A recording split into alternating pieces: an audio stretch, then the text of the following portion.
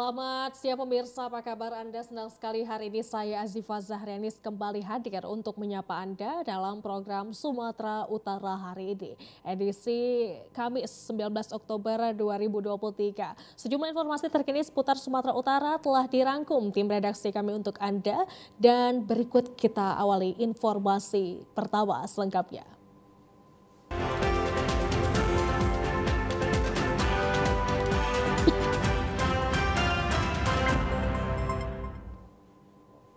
Di informasi pertama pemirsa, Wakil Presiden Republik Indonesia Kiai Haji Ma'ruf Amin beserta Ibu Hajah Wuri Ma'ruf Amin dalam kunjungan kerjanya ke Sumatera Utara meninjau Posyandu Balita Belur 4 Gang Karya 1 Desa Tumpatan Nibung, Kecamatan Batangkuis, Kabupaten Deli Serdang, Rabu sore kemarin.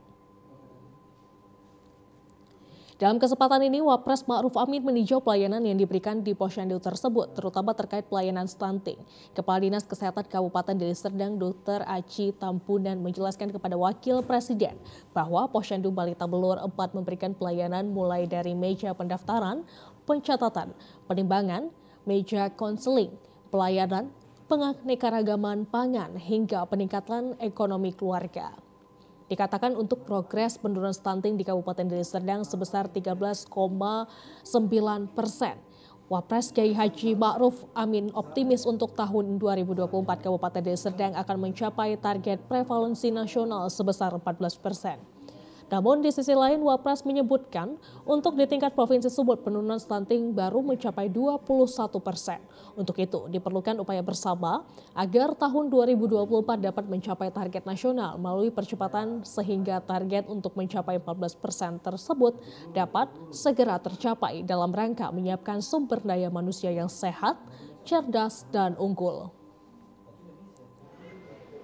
Oleh karena itu peran gubernur saya kira penting sekali untuk mengkoordinasikan anggaran itu dalam rangka proses percepatan.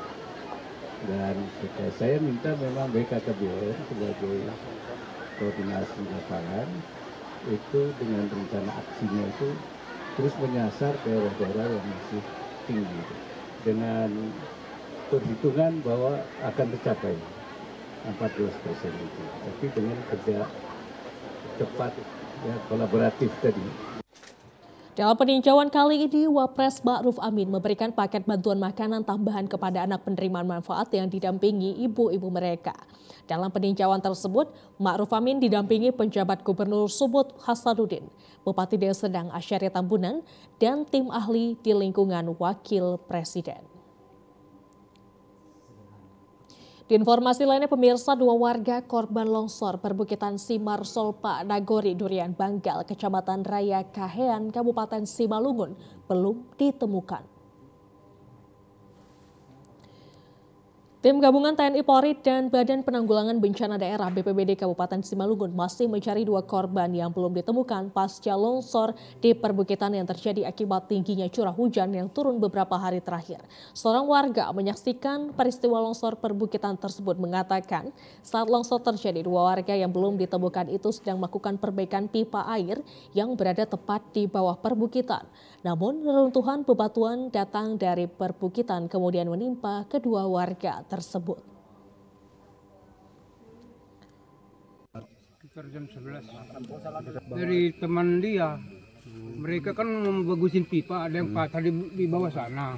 Jadi udah dibagusin mau ngidupin airnya ini, kan dimancikan dulu di kepalanya ini. Jadi nggak pulang-pulang. Ternyata udah longsor sebelumnya kan udah kemarin orang itu memancikan kepalanya itu dulu. Dan bagusin pipa di bawah. Jadi nggak pulang-pulang 2 orang lagi. Adik kandungku itu saat. Ya harapan ya mudah-mudahan bisa jumpa. Bupati Simalungun Radiapo Hasyolan Sinaga yang meninjau lokasi menghimbau masyarakat untuk tidak melakukan aktivitas di lokasi perbukitan sementara waktu.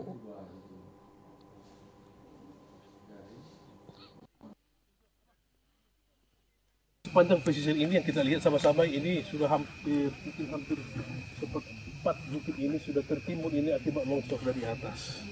Jadi harapan kita tentu alat itu besok pagi sudah standby di sini supaya langsung melakukan penggalian di sekitar sini. Juga tadi sudah disampaikan oleh Pak Kapolres, saya meminta supaya jangan mendekat ke tempat lokasi longsoran dari bukit ini, karena ada kemungkinan barangkali di sebelahnya masih ada akar-akar yang masih gantung ini.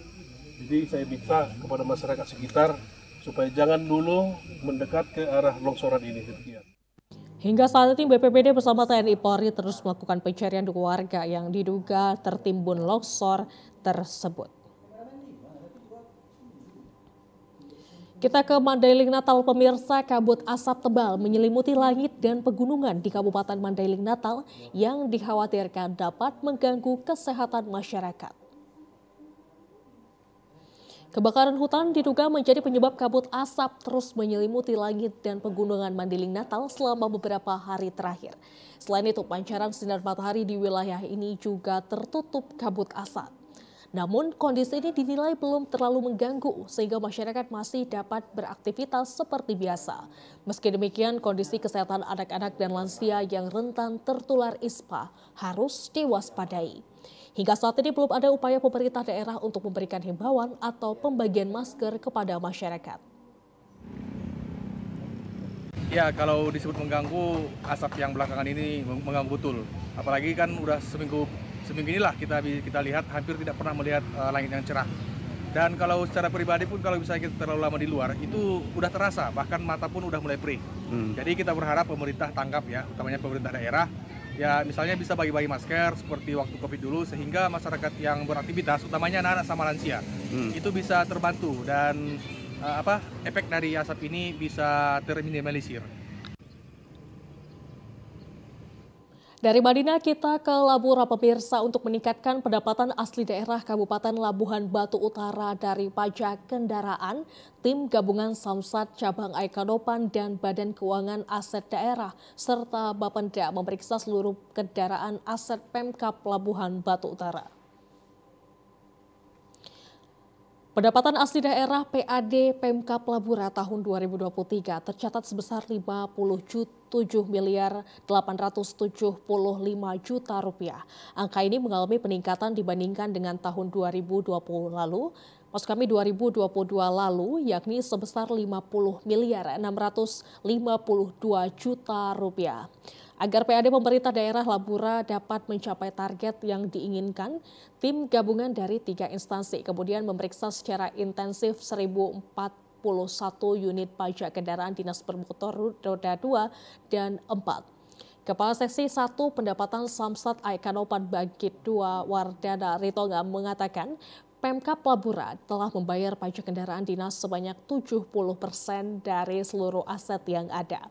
Ia berharap pajak seluruh kendaraan dinas Pemkab Labura selesai dibayar sebelum program pemutihan pajak Samsat Pemprovsu pada 31 Oktober 2023 selesai.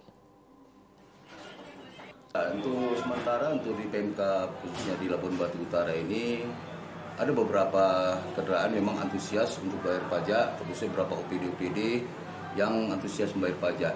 Jadi dalam hal ini kita memanfaatkanlah kepada pemerintah daerah, khususnya pengguna kendaraan plat merah untuk bayar pajak. Karena kebetulan kita di pemerintah Provinsi Sumatera Utara itu melaksanakan program pemutihan pajak mulai 29 Mei sampai 30 September kemarin, kemudian diperpanjang sampai 31 Oktober. Kepala Bidang Perbendaharaan BKAD Labura Hamdan Ritonga menjelaskan tim gabungan dari 3 instansi tersebut sudah melakukan pemeriksaan seluruh pajak kendaraan dinas roda 2 dan 4 yang bertujuan untuk meningkatkan PAD tahun 2023 ini. Memang kemarin bidang aset dan Samsat telah melakukan pemeriksaan kendaraan dinas roda 2 dan roda 4 se-Kabupaten Labuhan Batu Utara yang bertujuan untuk meningkatkan PAD. Salah satu upaya untuk meningkatkan PAD tersebut adalah memonitoring pajak kendaraan dinas. Kami menghimbau agar seluruh OPD dapat secepat mungkin membayar pajak kendaraan dinas yang sudah mati atau tertunggak. Pemkab Labura berharap agar pajak kendaraan dinas seluruh OPD se-Kabupaten Labuhan Batu Utara dapat segera dibayar sebelum akhir tahun 2023 mendatang. Pemirsa, Ketua TPPKK Kota Medan Kahiyang Ayu memberikan paket makanan tambahan kepada anak penderita stunting di Kecamatan Medan, Labuhan, Rabu siang. Selain memberikan makanan tambahan, Kahiyang Ayu juga berdialog dengan ibu anak penderita stunting dan memberikan edukasi penanganan stunting yang benar. Kegiatan pemberian makanan tambahan ini turut dihadiri Camat Medan Labuhan, Ketua dan segenap pengurus TPPKK Medan Labuhan, Lurah, Kepala Lingkungan, Kapolsek Medan Labuhan, Babinsa, TNI, dan masyarakat. Paket makanan tambahan berupa beras, telur, susu, dan jus buah yang diberikan kepada 30 orang balita penderita stunting disambut baik para orang tua, salah satunya Sri Ramadade. Ia mengapresiasi Wali Kota Medan Bobi Afif Nasution dan Ketua TPPKK Kota Medan Kahiyang Ayu yang peduli terhadap kondisi anak mereka.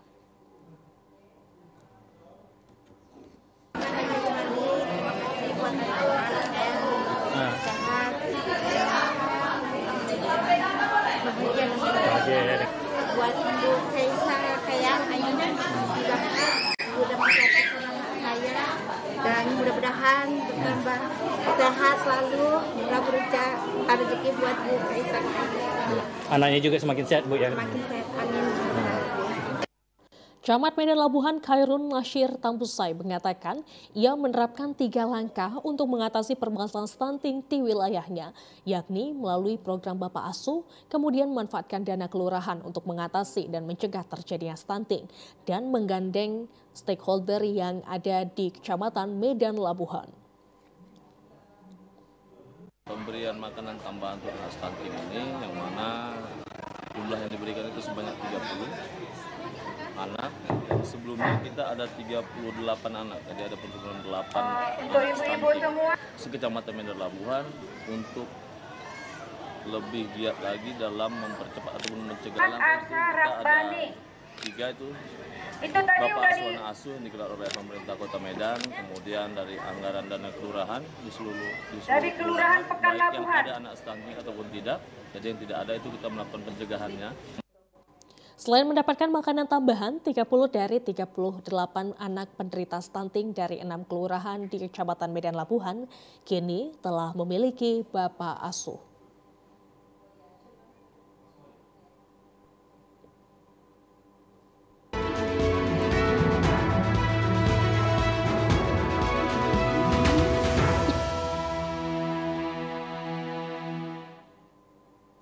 Kita ke informasi pilihan rakyat. Pemirsa, dalam upaya mewujudkan pemilu 2024 berlangsung damai dan sukses, dibutuhkan implementasi nilai-nilai luhur kebinekaan dengan penguatan persatuan maupun kesatuan di kehidupan sehari-hari.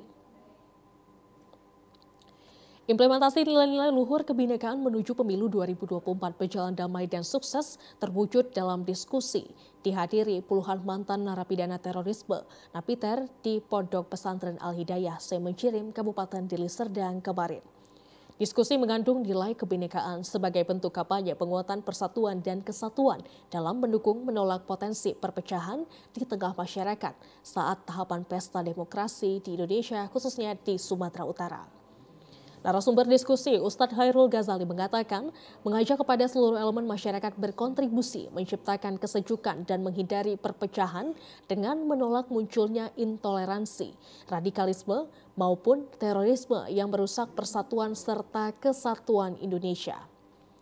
Pesta Demokrasi Pemilu 2024 merupakan momentum bangsa Indonesia untuk menyatukan pandangan, memilih pemimpin yang berakhlak, mampu menjaga kedamaian, terwujudnya kesejahteraan masyarakat menuju Indonesia maju. Nah, inilah momen kita untuk bersatu kembali ya, dalam rangka mencari pemimpin yang betul-betul berakhlakul karimah agar bisa menjaga kedamaian Indonesia, kesejahteraan, agar semua kekayaan khazanah yang tersimpan di bumi Indonesia ini bisa dinikmati oleh seluruh rakyat Indonesia. Itu harapan kita untuk pemimpin yang akan datang. Dengan melestarikan pemahaman nilai-nilai luhur kebinekaan dalam penguatan persatuan dan kesatuan, diharapkan pemilu dapat berjalan dengan damai, terwujudnya Indonesia yang lebih baik. Kita ke Deli Serdang, pemirsa. Polresta Deli Serdang menggelar apel deklarasi pemilu damai bersama Forum Koordinasi Pimpinan Daerah Penyelenggara Pemilu dan Perwakilan Partai Politik. Dalam deklarasi pemilu damai 2023-2024 ini, Wakapolresta Deli Serdang AKBP Agus Sugiyarso mengharapkan kegiatan ini akan menjadi momen penting untuk memperkuat komitmen bersama antara penyelenggara pemilu dan partai politik dalam menciptakan pemilu yang aman dan damai. Untuk mencapai tujuan tersebut, Wakapolresta menekankan perlunya kerjasama aktif dari seluruh pihak dalam menciptakan iklim politik yang sehat dan menghindari konflik atau tindakan melanggar hukum yang dapat mengganggu proses demokrasi. Selain itu juga diingatkan tentang pentingnya menghormati prinsip demokrasi, menjunjung tinggi hukum dan mengedepankan dialog serta persatuan dalam perbedaan. Dengan adanya komitmen bersama ini diharapkan pemilu di wilayah hukum Polresta Deli Serdang berjalan dengan aman, damai, dan memberikan hasil yang sah dan dapat diterima oleh semua pihak. Ketua KPU Deli Serdang Syahrial Effendi mengatakan tujuan utama dari kegiatan ini adalah menciptakan situasi aman dan ketertiban masyarakat yang kondusif selama masa kampanye pemilu dan pada hari pemungutan suara nantinya. Kami dari penyelenggara pemilu khususnya dari KPU mengapresiasi dan mengucapkan banyak terima kasih terselenggaranya acara pada hari ini. Mudah-mudahan dengan acara hari ini kita semua stakeholder dalam pemilu bisa berjalan dengan lancar, jujur, adil, serta sebagai sarana pesta rakyat di Deli Serdang khususnya bisa berjalan dengan baik, bisa berjalan dengan damai, kondusif. Ketua Bawaslu Deli Serdang Febriandi Ginting mengharapkan melalui apel deklarasi bersama ini, semua pihak mempunyai komitmen untuk menjaga keamanan dan kedamaian selama proses pemilu berlangsung di wilayah Kabupaten Deli Serdang. Sejumlah informasi menarik lainnya masih akan hadir usai jeda pariwara berikut ini. Tetaplah bersama kami.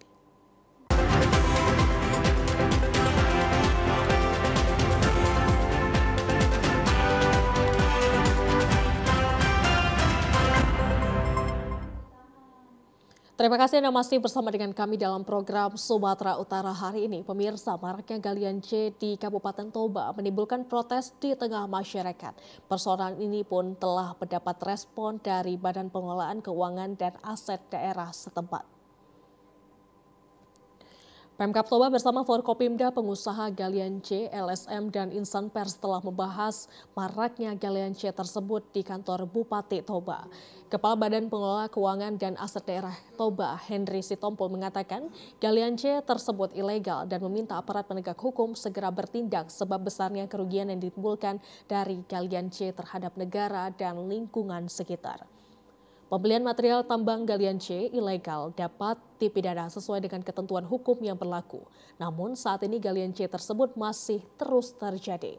Tidak hanya pelaku galian C yang bisa dipidana, tapi juga para penadah yang membeli hasil galian C. Henry juga mengatakan, jika ada indikasi suatu proyek pembangunan menggunakan material dari penambangan galian C ilegal, maka kontraktornya kemungkinan untuk dipidana. Perorangan atau perusahaan yang mengerjakan proyek pemerintah seharusnya menggunakan material tambang galian C yang legal atau memiliki izin resmi. Henry menerangkan, penambangan galian C tanpa izin resmi merupakan tindak pidana sesuai dengan amanah Undang-Undang Nomor 3 Tahun 2020 tentang perubahan atas Undang-Undang Nomor 4 Tahun 2009 tentang pertambangan mineral dan batu bara. Pada pasal 158 Undang-Undang Nomor 3 Tahun 2020 disebutkan bahwa setiap orang yang melakukan usaha penambangan tanpa izin resmi dapat dipidana penjara selama 5 tahun dan denda 100 miliar rupiah. Pemkab Toba dan aparat penegak hukum serta insan pers harus bekerja sama untuk menindak aktivitas galian C tersebut.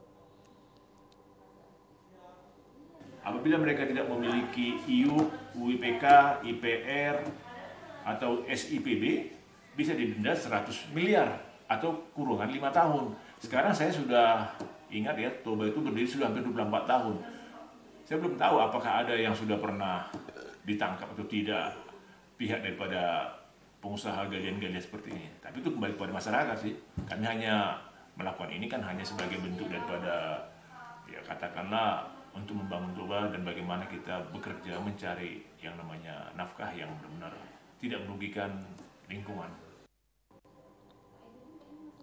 Pemirsa, seorang pria nekat mencuri uang dari laci kasir di dalam toko penjualan pakan ternak.